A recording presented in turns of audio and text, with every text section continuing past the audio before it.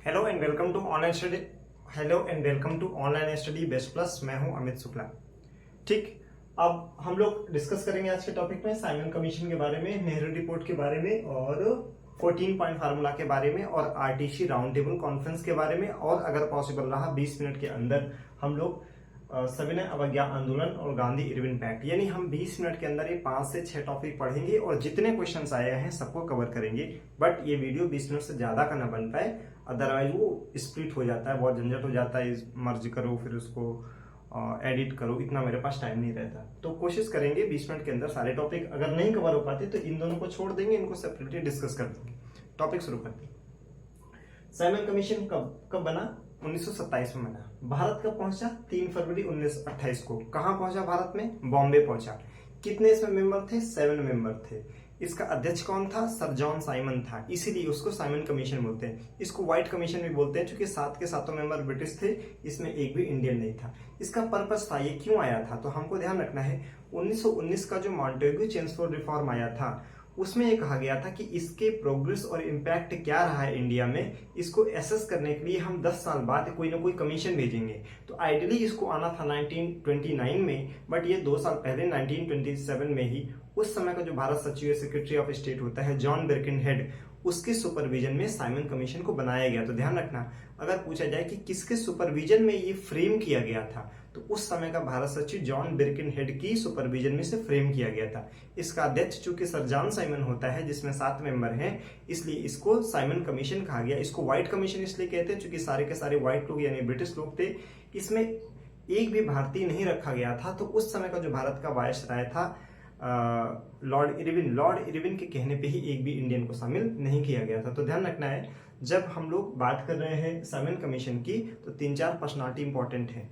किसके सुपरविजन में हुआ? तो बिरकिनहेड। कौन इसका अध्यक्ष था? तो सर जॉन साइमन। उस समय भारत सचिव कौन था? वो था बिरकिनहेड। उस समय भारत का वायसराय कौन था? वो था आपका लॉर्ड इरविन। किसके कहने पे एक भी इंडियन को नहीं रखा गया था? इरविन के कहने पर। इतना क्लियर हो गया।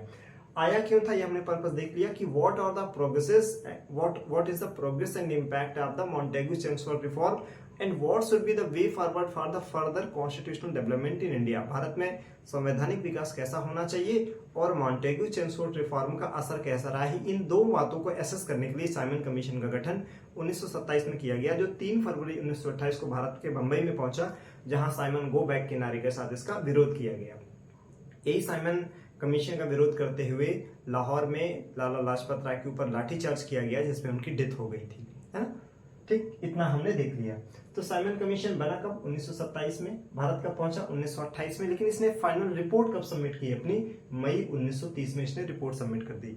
इसका भारतीयों ने बहुत विरोध किया। तो वो हमारे को चिढ़ा के बोलते हैं कि मेढक तौले नहीं जा सकते, मतलब तुम जो इंडियंस हो मेढक हो, तुम सारे लोग किसी एक बात में एग्री हो ही नहीं सकते। जैसे मेढक क्या होता है कि जीवित होगा तो एक जगह नहीं रुकेगा, वो चलता रहता है। तो ये बोलते हैं कि अगर तुम लोगों में इतनी अकल है कि तुम लोग कुछ ऐसा कॉन्स्टिट्यूशन फ्रेम कर सकते हो जो कि हमारे नजर में तुम लोग बुद्धू वो नहीं कर पाओगे, लेकिन चलो अगर तुम्हारे में हिम्मत है तो करके दिखाओ।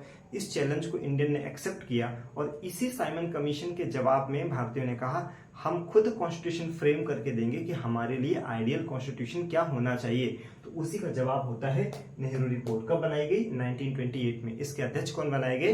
तो जवाहरलाल नेहरू के पिता मोतीलाल नेहरू बनाए गए। ठीक, तो ये हमको ये ध्यान रखना ना, कांग्रेस कभी कुछ बड़ा काम करेगी तो उसका इंडोर्समेंट किसी के ना किसी कांग्रेस के सेशन से होगा।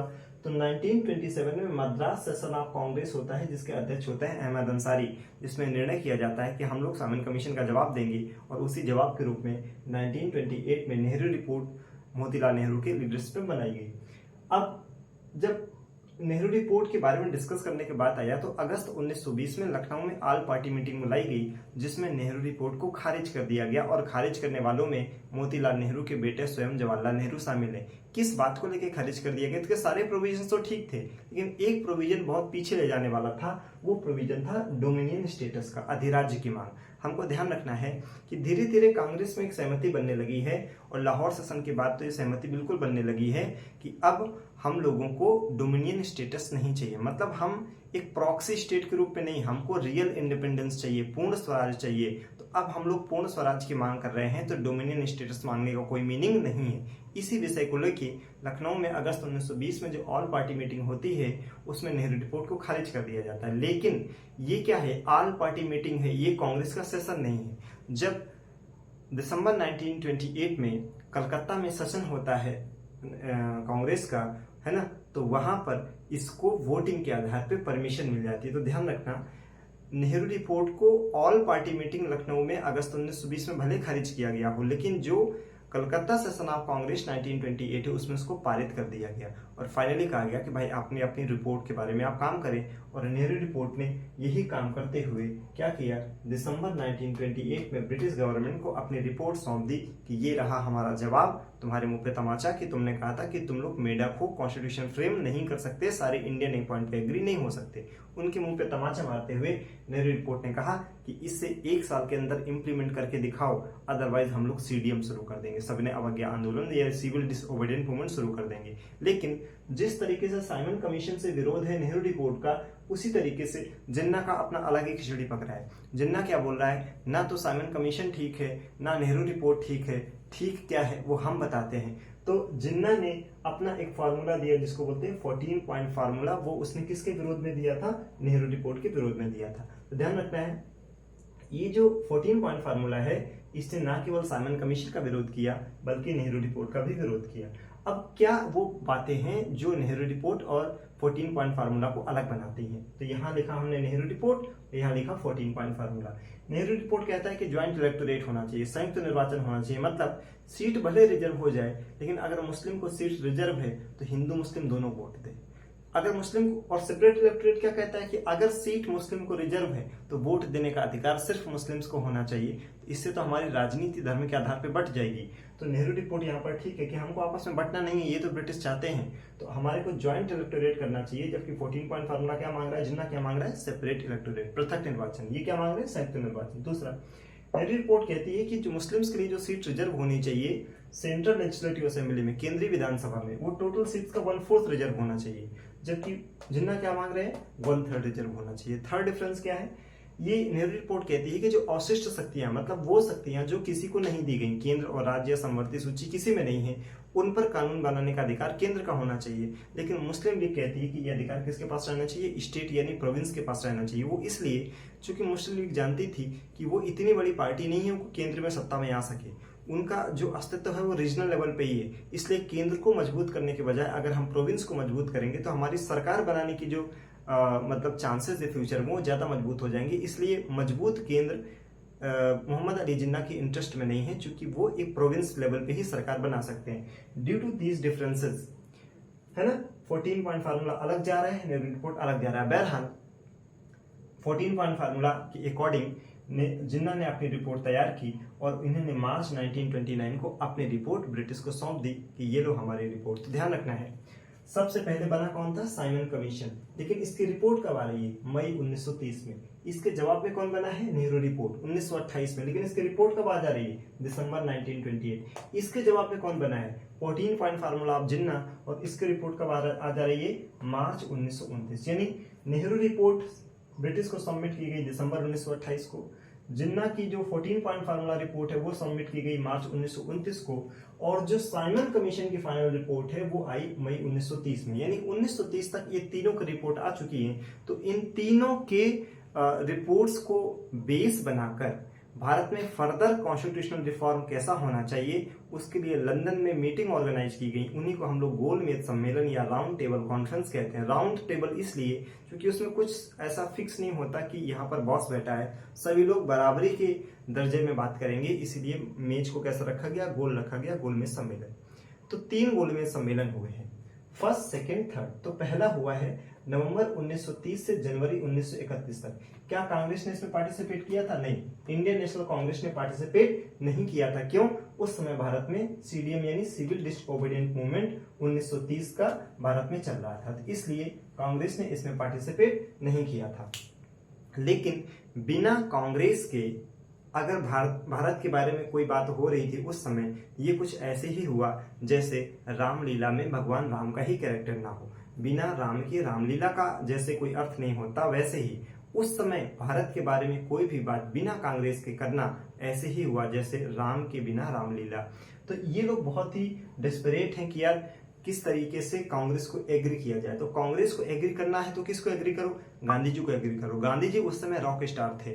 बहरहाल तो सेकेंड राउंड टेबल कॉन्फ्रेंस हो उसके पहले हम देख रहे हैं कि दो डेवलपमेंट पैरेलल वे में चल रहे हैं। 1930 में भारत में सीडीएम शुरू किया गया, सविनय अवज्ञा आंदोलन। 12 मार्च से 6 अप्रैल 1930 के बीच गांधी जी ने साबरमती आश्रम से दांडी तक जो मार्च किया उसे हम लोग साल्ट सत्याग्रह कहते हैं। वो सीडीएम का महत्वपूर्ण हिस्सा है, जिसमें सरकार ने नमक पर भी टैक्स लगा रखा था, ठीक है। उसके विरोध में ये नमक सत्याग्रह शुरू किया गया था। तो गांधी जी साबरमती से दांडी तक इसको करते हैं, इसको बोलते हैं साल्ट सत्याग्रह। सभी लोग सफेद वस्त्र पहने हुए थे, तो देखने में ऐसा लगता है जैसे सफेद नदी बह रही हो, इसीलिए इसे व्हाइट फ्लोइंग रिवर भी कहा जाता है। गांधी जी के साथ 78 अनुयायी जाते हैं और 375 किलोमीटर की दूरी तय करते हैं। उन अनुयायियों में सबसे ज्यादा संख्या में महाराष्ट्र से लोग थे। उसके बाद लोग कहां से हैं, गुजरात से। ध्यान रखना नेपाल से भी महावीर करके एक लोग थे, तो नेपाल से भी सहयोग मिला। लेकिन सीडीएम के दौरान जब गांधी जी यहाँ पर करते हैं तो हमको ध्यान रखना है यही तरह के जो मार्च है वो अन्य जगहों पे भी हो रहे हैं। जैसे मद्रास में सी राजगोपालाचारी कर रहे हैं, उन्होंने त्रिचिरापल्ली से वेदारण्यम तक साल्ट सत्याग्रह किया। इसी तरह केरला में भी के कलप्पन कर रहे हैं और वो कालीकट से पिन्नरू तक की यात्रा कर रहे हैं। सेम तरह का movement north west frontier province में खान अब्दुल गफ्फार खां कर रहे हैं। इस दौरान ये लोग चूंकि रेड शर्ट्स पहनते थे तो इनको रेड शर्ट्स यानी लाल कुर्ती आंदोलन भी कहा जाता था। और इन लोगों ने एक संगठन बना रखा था, खुदाई खिदमतगार। तो खुदाई खिदमतगार के लोग जब अपना प्रोटेस्ट कर रहे थे सीडीएम के दौरान, तो उन प्रोटेस्टर्स पर गोली चलाने का आदेश दिया गया गढ़वाल रेजिमेंट के सैनिकों को। तो गढ़वाल रेजिमेंट का जो उस समय का हेड था वीरचंद सिंह गढ़वाली, उसने इन पीसफुल प्रोटेस्टर्स पर गोली चलाने से मना कर दिया। यानी सीडीएम के दौरान भी आप देख रहे हो सेना में भी राष्ट्रवाद आ चुका है। यही सेना का राष्ट्रवाद आप देखोगे 1940s के डिकेड में इतना बड़ा हो जाएगा कि गांधी जी का प्रभाव एक तरफ हो गया और ब्रिटिश के जो 3 पिलर हैं, यहाँ पे जो ब्रिटिश रूल इस्टेब्लिश हुआ उसके 3 पिलर हैं, सिविल सर्विसेज, आर्मी और पुलिस। तो अगर सेना पर से उनका विश्वास उठ जाएगा तो ब्रिटिश यहाँ सरवाइव नहीं कर सकते हैं। इसलिए भारत ने ब्रिटिश को छोड़ा, उसके बहुत सारे कारण हैं, उसमें से एक कारण माना जाता है रॉयल इंडियन नेवी का रिवोल्ट। और रॉयल इंडियन नेवी के रिवोल्ट को दबाने के लिए जब आर्मी को भेजा गया, पुलिस को भेजा गया, तो पुलिस और आर्मी ने भी रिवोल्ट कर दिया। तो अब ब्रिटिश समझ जाते हैं कि अब हमारे 3 में से 2 पिलर हमारे हाथ से निकल चुके हैं, तो ये हमारा इज्जत बची रहे, तो ये लोग हमको मार के भगाएं, इससे अच्छा है हम ही लोग निकल जाएं, तो अपनी इज्जत बची रहेगी। तो ये हमने सीडीएम के दौरान ये मूवमेंट देखी। लेकिन आप सीडीएम के दौरान देखोगे कि एक तो ब्रिटिश हमारे को नमक नहीं बनाने दे रहे हैं, टैक्स लगा रहे हैं। दूसरा पता चला कि यूपी में एक जगह मेरठ में सरधना पड़ती है, वहां पे बहुत सारा गोदाम पे इन लोगों ने नमक रखा हुआ है ताकि मार्केट में नमक की सप्लाई को कम कर सके। जैसे मार्केट में मनी की सप्लाई कम होगी तो आपको पता है किसी चीज की मार्केट में सप्लाई कम होने की वजह से उसका प्राइस हाई हो जाता है, तो हमारे लोग को ज्यादा प्राइस पे करना पड़ेगा। तो गांधी जी तय करते हैं कि दर्शना में हम लोग रेड डालेंगे, और रेड डालने के लिए पहले ही वो एक सूचना दे देते हैं इरविन को कि हम लोग ऐसा करने जा रहे हैं। तो गांधी जी को अरेस्ट कर लिया जाता है। जब गांधी जी को अरेस्ट किया जाता है तो उनकी पत्नी कस्तूरबा गांधी और कौन है उसके साथ में है आपके कौन है, कस्तूरबा गांधी हैं और अब्बास तैयब जी। गांधी जी के अरेस्ट के बाद ये लोग इसको लीड करते हैं, लेकिन कस्तूरबा गांधी और अब्बास तैयब जी को भी अरेस्ट कर लिया गया। तब उसको लीड किया था सरोजनी नायडू ने, और सरोजनी नायडू जब धरसना पहुंचती है, पुलिस ने बहुत बेरहमी के साथ मारा, और जो बंदूक के पीछे आप देखो कि लाठी लगी रहती है, उन लाठियों से मार मार के इवन महिला कार्यकर्ताओं का भी सिर से खून निकाल दिया गया। इस पूरी विभत्स घटना को कवर करने वाला अमेरिकन पत्रकार वेब मिलर था। उसमें वो स्टेटमेंट देता है कि मैंने अपने पत्रकारिता के जीवन में बहुत सारे मैंने इस तरह के रेड्स या सरकार के जो ऑपरेशन है वो हमने कवर किए हैं, लेकिन इतना विभत्स और दुर्दांत हमने जीवन में अपने पहली बार देखा है। ये हो गया सीडीएम के बारे में। अब सीडीएम चल रहा है तो पहले आरटीसी में कांग्रेस ने पार्टिसिपेट नहीं किया। अब ब्रिटिश चाह रहे हैं कि कांग्रेस पार्टिसिपेट करे, तो कांग्रेस को पार्टिसिपेट करने के लिए उस समय का viceroy Lord Irwin Gandhi ji को अप्रोच करता है, और गांधी जी के साथ उसका जो समझौता है उसी समझौते को गांधी इरविन पैक्ट कहा जाता है, जो 5 मार्च 1931 को हुआ, जिसका मुख्य उद्देश्य क्या है कि गांधी जी से सीडीएम को समाप्त करवाया जाए और इनसे हामी भरवा लिया जाए कि तुम सेकेंड आरटीसी में जो लंदन में होने वाला है उसमें पार्टिसिपेट करोगे। सम इंपॉर्टेंट फीचर्स क्या है, तो यहाँ पे दो लोग हैं ना पार्टी, एक तरफ है ब्रिटिश को रिप्रेजेंट करने वाला इरविन और कांग्रेस को रिप्रेजेंट करने वाली गांधी जी। तो इरविन कहता है कि हमारे दो डिमांड है। दो डिमांड क्या है, तुम लोग सीडीएम को समाप्त करो और दूसरा क्या करो, दूसरा ये करो कि तुम लोग सेकेंड आरटीसी में पार्टिसिपेट करो। तो तुम लोग क्या करो, सीडीएम को समाप्त करो और आरटीसी में क्या करो, तुम लोग पार्टिसिपेट, जो सेकेंड आरटीसी उसमें पार्टिसिपेट करो। गांधी जी कहते हैं वेट, हमारी भी कुछ डिमांड्स है, हमारी भी सुनो। इरविन बोलता है क्या डिमांड्स है, तो गांधी जी कहते हैं तुम लोगों ने जो इंडियन की प्रॉपर्टी सीज कर ली है, जबरदस्ती आपने अक्वायर कर ली है, उनकी प्रॉपर्टी उन्हें वापस कर दो, लेकिन हम तुम्हारे को ये इतना मतलब छूट देते हैं कि वो जब्त की हुई प्रॉपर्टी अगर तुमने किसी थर्ड पार्टी को बेच दी हो तो वापस करने की जरूरत नहीं है। ये गांधी जी का बड़ा यहाँ पे सुपरफ्लस टाइप का लॉजिक है कि अगर आपने किसी इंडियन की प्रॉपर्टी सीज की है तो तभी वापस करना जब तुमने थर्ड पार्टी को ना बेचा हो। अरे तो ये भी तो हो सकता है ना कि थर्ड पार्टी को जो बेचा है उसको कॉम्पनसेशन दे दे ब्रिटिश गवर्नमेंट, और जिसकी प्रॉपर्टी है वो प्रॉपर्टी क्या हो, उस भारतीय को मिल जाए जिसकी छीनी गई है। बहरहाल उस पर हम नहीं जाते हैं, ये गांधी जी की पहली डिमांड थी। इसको मानने में इरविन को कोई बड़ी दिक्कत नहीं थी। इरविन मन ही मन सोच रहा है कितना छोटी इनकी डिमांड है, हमें पूरा करने में कोई दिक्कत नहीं। दूसरा, गांधी जी बोलते हैं कि तुम लोगों ने जो पॉलिटिकल प्रिजनर्स को कैद करके रखा उनको रिलीज करो। इरविन कहता है ठीक है ये तो कर देते हैं, लेकिन इसमें एक शर्त है, जितने पॉलिटिकल प्रिजनर्स वायलेंट एक्टिविटीज में शामिल है उनको हम रिलीज नहीं करेंगे। यानी भगत सिंह, सुखदेव, राजगुरु जिनके ऊपर लाहौर कॉन्स्पिरेसी केस चल रहा है, हम इनको रिलीज नहीं करेंगे। और गांधी जी इस चीज को एक्सेप्ट कर गए। इसी बात को लेके गांधी जी के ऊपर आरोप लगता है कि उन्होंने भगत सिंह, सुखदेव, राजगुरु को बचाने का कोई प्रयास नहीं किया। अब चूंकि गांधी जी अहिंसा के पुजारी हैं तो उन्होंने भगत सिंह, सुखदेव, राजगुरु को बलि चढ़ जाने दिया। तो एक आपने कहावत सुनी होगी, रघुकुल रीति सदा चली आई, प्राण जाए पर वचन न जाए। इसमें क्या है कि वचन और प्राण सेम व्यक्ति का है कि मेरा प्राण चाहे चला जाए लेकिन मेरा वचन नहीं जाएगा। लेकिन गांधी जी इसको रिवर्स वे में अप्लाई कर रहे हैं, प्राण जाए पर वचन ना जाए, मतलब मेरा वचन ना जाए भले भगत सिंह, सुखदेव, राजगुरु की जान चली जाए। तो जो भगवान राम का आदर्श है कि रघुकुल रीति सदा चली आई, प्राण जाए पर वचन न जाए, वहां पे वचन भी उन्हीं का है और प्राण भी उन्हीं का है। लेकिन यहाँ पे क्या हो रहा है, वचन गांधी जी का है और प्राण है भगत सिंह, सुखदेव, राजगुरु। यानी गांधी जी ने अपने वचन को जीवित रखने के लिए भगत सिंह, सुखदेव, राजगुरु को बलि का बकरा बन जाने दिया। ऐसा आरोप बहुत सारे लोग गांधी जी के ऊपर लगाते हैं कि उन्होंने अपनी वचन को निभाने के लिए किसी को मर जाने के लिए छोड़ दिया। इस गांधी इरविन पैक्ट के दौरान स्वयं इरविन ने गांधी जी को अप्रोच किया था। यानी हम आप ये भी समझ सकते हो कि उनकी कितनी मजबूरी रही होगी। तो अगर हम किसी से टेबल में बैठ के बार्गेनिंग कर रहे होते हैं तो जब सामने वाला मजबूर होता है तो हम अपनी ज्यादा बातें मनवा सकते हैं। तो गांधी जी अगर इंसिस्ट कर देते कि नहीं नहीं उनको भी छोड़ना पड़ेगा तो शायद इरविन को छोड़ना पड़ता। ठीक है, खैर तो एक तो ये था कि इरविन ने क्या कहा, ये क्या लिख दिया मैंने,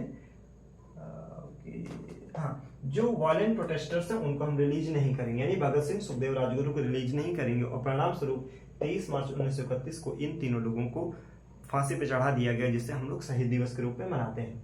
अब चूंकि सेकेंड आरटीसी में हमको पार्टिसिपेट करना है तो इसकी परमिशन चाहिए कांग्रेस के सेशन से।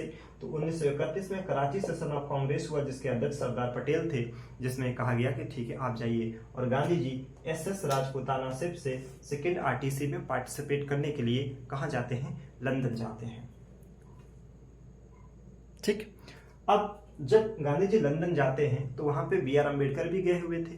BR अम्बेडकर ने डिप्रेस्ड क्लास को रिजर्वेशन देने के नाम पे वहां के प्राइम मिनिस्टर MJ मैकडोनाल्ड के साथ में अलग ही साठगांठ कर रखी है। तो वहां पे BR अम्बेडकर बोल रहे हैं कि जैसे मुस्लिम को सेपरेट इलेक्टोरेट दिया गया है ऐसे डिप्रेस्ड क्लास मतलब SC ST को भी सेपरेट इलेक्टोरेट दें। गांधी जी इससे इतना चिढ़े कि RTC को बीच में छोड़ के इंडिया आ गए और उन्होंने ऑल इंडिया अनटचेबिलिटी लीग शुरू किया और छुआछूत विरोधी काम के लिए लग गए और CDM 2.0 शुरू कर दिया। यानी जो CDM समाप्त करके गए थे वो क्या हो गया, हम दोबारा शुरू कर दे रहे हैं। लेकिन हमको ये देखना है कि इस समय इरविन की जगह पे नया वायसराय आ चुका है, वेलिंगटन इरविन की तरह गलती नहीं करता है कि गांधी जी को ज्यादा मौका नहीं देना है। जैसे गांधी जी ने CDM 2.0 किया, CDM 2.0 को उसने इलीगल घोषित करा दिया और गांधी जी को जेल में डाल दिया। इसी दौरान होता है third round table conference. Third round table conference में जैसा बी आर अम्बेडकर चाह रहे थे, British prime minister Ramsay MacDonald ने कम्युनल अवार्ड की घोषणा कर दी। वो कम्युनल अवार्ड क्या है? कम्युनल अवार्ड में वही सेपरेट इलेक्टोरेट जो 1909 के पार्लियामेंट्री रिफॉर्म में मुस्लिम्स को दिया गया था, वही सेपरेट इलेक्टोरेट किसको दे दिया गया? हमारे डिप्रेस्ड क्लास को दे दिया गया। यानी अब इंडियन ना सिर्फ हिंदू और मुस्लिम के आधार पर बटे हैं, यानी हिंदुओं में भी एक नया बांटने का तरीका निकाल लिया। गांधी जी ने इसके विरोध में आमरण अनशन को शुरू कर दिया, फास्ट अन टू डेथ, 20 सितंबर 1932। गांधी जी की तबीयत खराब होती चली जा रही है, पूरे देश और विदेशों से भी उनके अच्छे स्वास्थ्य की कामनाएं हो रही हैं और इससे कहीं ना कहीं प्रेशर पड़ रहा है बी आर अम्बेडकर